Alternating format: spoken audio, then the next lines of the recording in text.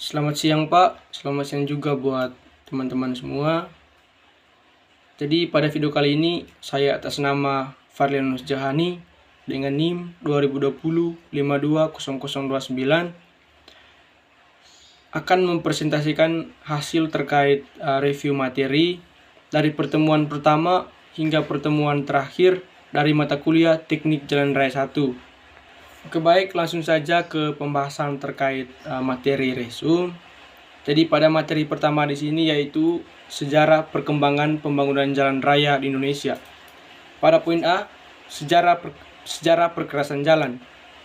Jalan dikenal sejak adanya manusia untuk mencari kebutuhan hidup dan berkomunikasi dengan sesama. Perkembangan jalan awalnya hanya berupa jejak untuk mencari kebutuhan hidup seperti binatang buruan.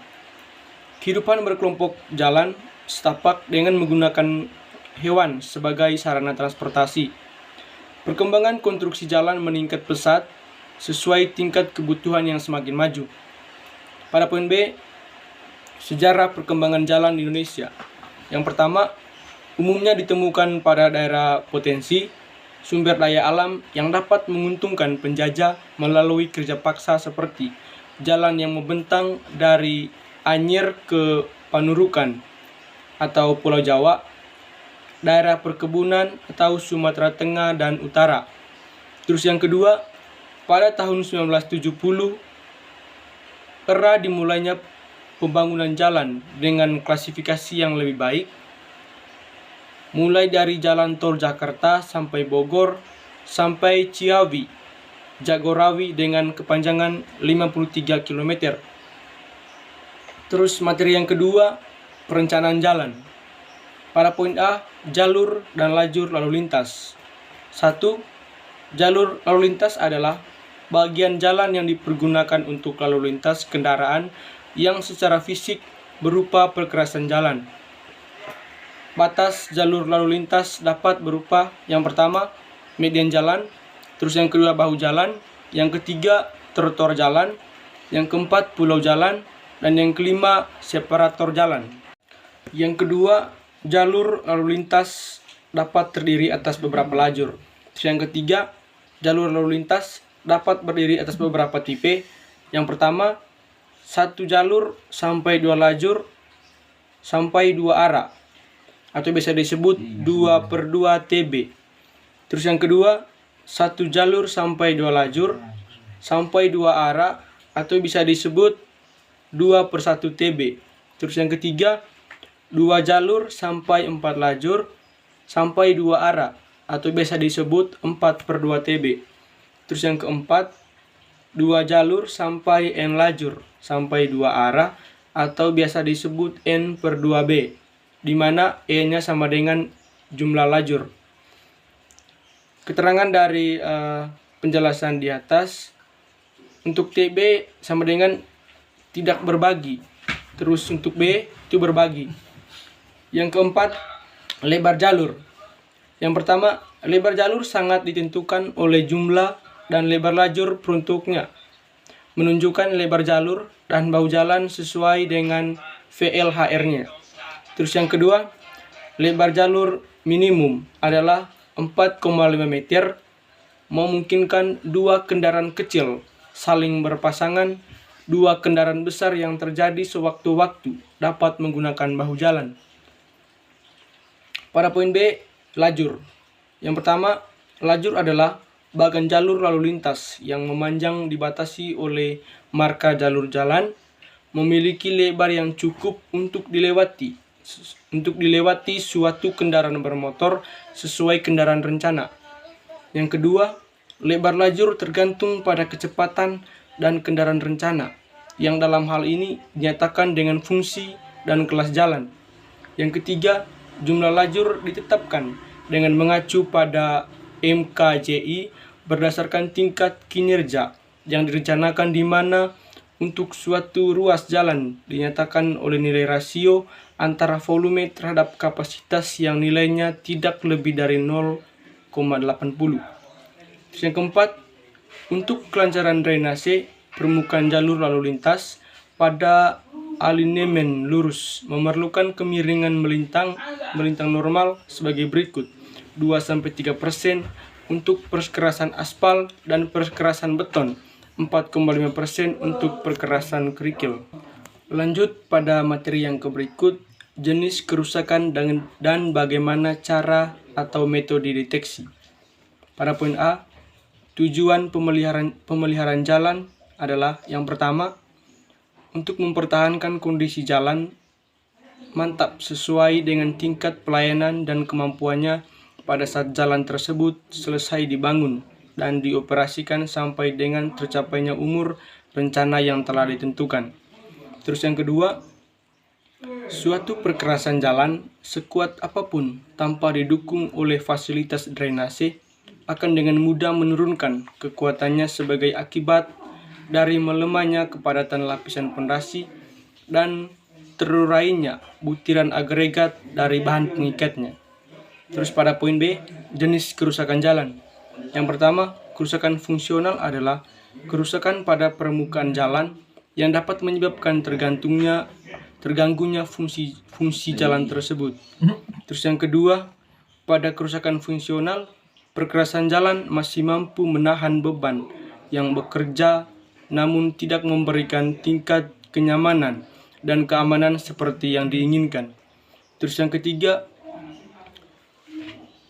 untuk lapis permukaan perkerasan harus dirawat agar tetap dalam kondisi baik dengan menggunakan metode perbaikan standar Direktorat Jenderal Bina Marga 1995. Terus pada poin C, kerusakan struktural. Kerusakan struktural adalah kerusakan pada struktur jalan, sebagian atau seluruhnya, yang menyebabkan pekerjaan jalan standar. Pada poin C, kerusakan struktural. Kerusakan struktural adalah kerusakan pada struktur jalan, sebagian atau seluruhnya, yang menyebabkan perkerasan jalan tidak lagi mampu menahan beban yang bekerja di atasnya. Yang pertama, untuk itu perlu adanya perkuatan struktur dari perkerasan dengan cara pemberian pelapisan ulang atau overlay, perbaikan dengan perkerasan kaku, dan perbaikan dengan CTRB. Terus pada poin D, kesalahan yang sering terjadi. Yang pertama, kesalahan dalam perancangan, kesalahan dalam pelaksanaan, kesalahan dalam penggunaan bahan, dan yang terakhir kesalahan dalam pemeliharaan. Lanjut pada materi yang berikut, yaitu pembagian kelas jalan perkotaan. Pada poin A, klasifikasi dan fungsi jalan. 1. Klasifikasi fungsional. Yang ke A, sistem jaringan primer. Yang pertama, arteri primer. Terus yang kedua, kolektor primer. Yang ketiga, lokasi primer. Pada poin B, sistem jaringan sekunder.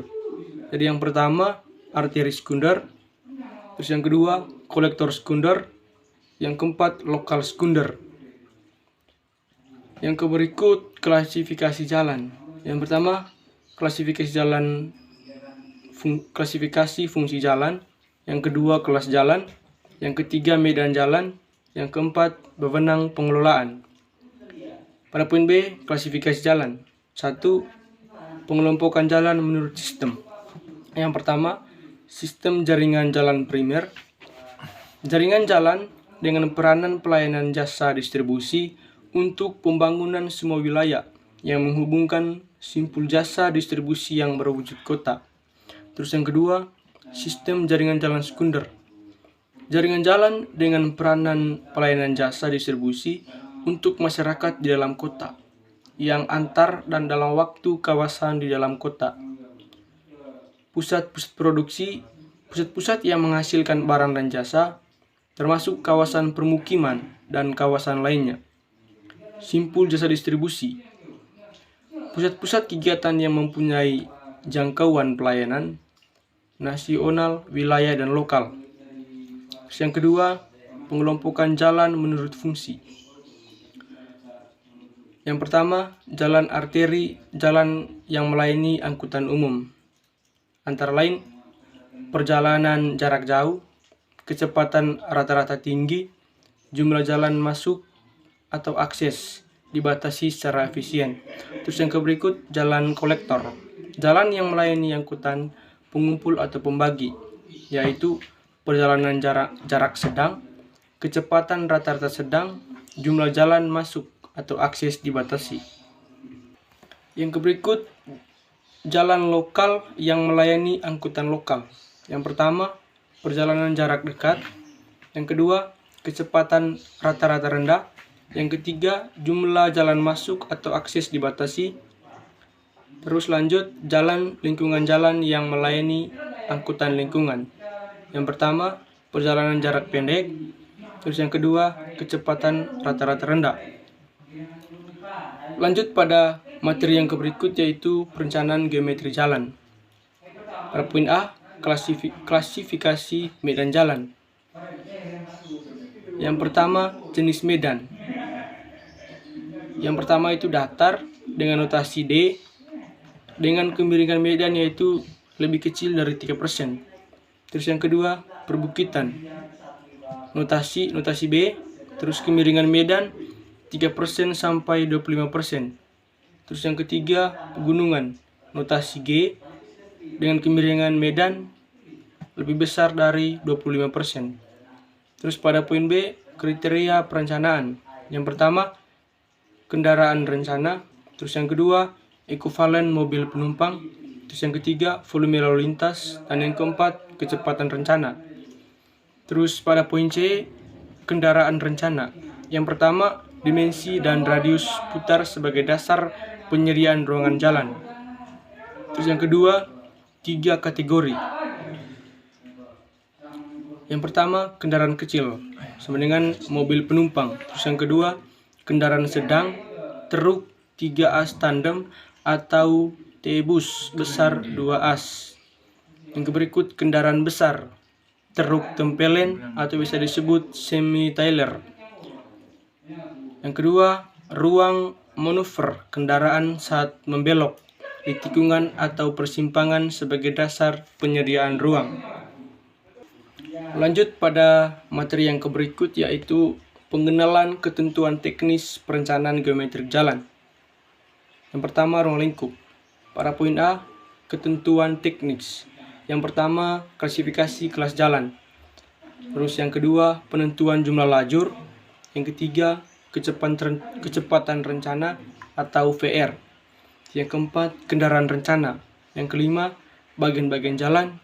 Yang keenam, potongan melintang. Yang ketujuh, jarak pandang dan jarak daerah bebas samping. Yang ketujuh, alinyemen horizontal. Yang kedelapan, jari-jari tikungan. Yang kesembilan, bagian peralihan. Yang kesepuluh, kemiringan melintang. Dan yang ke-11, alinyemen vertikal.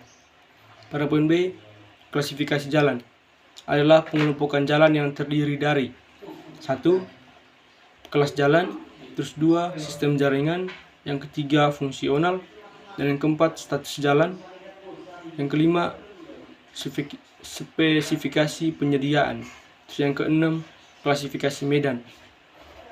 Pada poin J, klasifikasi kelas jalan adalah pengelompokan jalan berdasarkan fungsi, dimensi kendaraan, dan muatan sumbu terberat yang harus dilayani. Muatan sumbu terberat yang harus dilayani. Perencanaan jalan dapat menentukan kelas jalan dengan melihat dan proporsi jenis kendaraan yang harus dilayani, dengan memperhitungkan juga fungsi jaringan jalan secara hierarkis. Materi yang berikut, jarak pandang sebagai salah satu perencanaan. 1. Keamanan dan kenyamanan pengemudi kendaraan dipengaruhi salah satunya oleh kebebasan dan kejelasan dan jarak memandang dari tempat kedudukan ke depan untuk menyadari situasi jalan untuk mengambil tindakan yang diperlukan. Yang kedua, jarak pandang merupakan jarak yang diperlukan pengemudi pada saat mengemudi sedemikian rupa sehingga jika pengemudi melihat suatu halangan yang membahayakan, pengemudi dapat melakukan suatu tindakan antisipasi untuk menghindari bahaya tersebut dengan aman. Pada poin A, jarak pandang berguna untuk yang pertama, menghindarkan terjadinya tabrakan yang dapat membahayakan kendaraan maupun manusia akibat adanya benda yang berukuran cukup besar, kendaraan berhenti, pejalan kaki atau hewan-hewan pada lajur jalannya. Terus yang kedua, memberikan kemungkinan untuk mendahului kendaraan lain yang bergerak dengan kecepatan yang lebih rendah dengan menggunakan lajur di sebelahnya. Terus yang ketiga, menambah efisien jalan tersebut sehingga tingkat pelayanan dapat dicapai semaksimal mungkin. Terus yang ketiga, sebagai pedoman bagi pengatur lalu lintas dalam menempatkan rambu-rambu lalu lintas yang diperlukan pada setiap segmen jalan. Lanjut pada materi yang berikut, yaitu perencanaan drainase jalan. Sistem drainase merupakan serangkaian bangunan air yang berfungsi untuk mengurangi dan atau membuang kelebihan air dari suatu kawasan ke badan air atau sungai dan danau atau tempat peresapan buatan. Sistem drainase permukaan jalan berfungsi untuk mengendalikan limpasan air hujan di mana permukaan jalan dan juga dari daerah sekitarnya agar tidak merusak konstruksi. Sistem drainase permukaan jalan berfungsi untuk mengendalikan limpasan air hujan di permukaan jalan dan juga dari daerah sekitarnya agar tidak merusak konstruksi jalan akibat air banjir yang melimpas di atas perkerasan jalan atau erosi pada badan jalan. Sistem drainase bawah permukaan bertujuan untuk menurunkan muka air tanah dan mencegah serta membuang air infiltrasi dari daerah sekitar jalan dan permukaan jalan atau air yang naik dari subgrade jalan. Hal-hal yang perlu diperhatikan pada perencanaan drainase permukaan diuraikan sebagai berikut. Yang pertama, plot rute jatan di peta topografi. Terus yang kedua, inventarisasi data bangunan drainase. Terus yang ketiga, panjang segmen saluran. Terus yang keempat, luas daerah layanan. Lanjut ke materi yang berikut, yaitu alinyemen vertikal. Alinyemen vertikal adalah perpotongan bidang vertikal dengan bidang permukaan perkerasan jalan melalui sumbu jalan untuk jalan dua lajur dua arah atau melalui tepi dalam bidang masing-masing perkerasan untuk dengan jalan median. Seringkali disebut juga sebagai penampang memanjang jalan. Perencanaan alinyemen vertikal dipengaruhi oleh besarnya biaya pembangunan yang tersedia. Alinyemen vertikal yang mengikuti muka tanah asli akan mengurangi pekerjaan tanah, tetapi mungkin saja akan mengakibatkan jalan itu terlalu banyak mempunyai tikungan. Dengan demikian, penarikan alinyemen vertikal sangat dipengaruhi oleh berbagai pertimbangan, seperti yang pertama, kondisi tanah dasar, terus yang kedua, keadaan medan, yang ketiga, fungsi jalan, dan yang keempat, muka air banjir, yang kelima, muka air tanah, dan yang keenam, kelandaian yang masih memungkinkan. Oke, baik, sekian presentasi materi terkait mata kuliah Teknik Jalan Raya 1. Sekian dan terima kasih.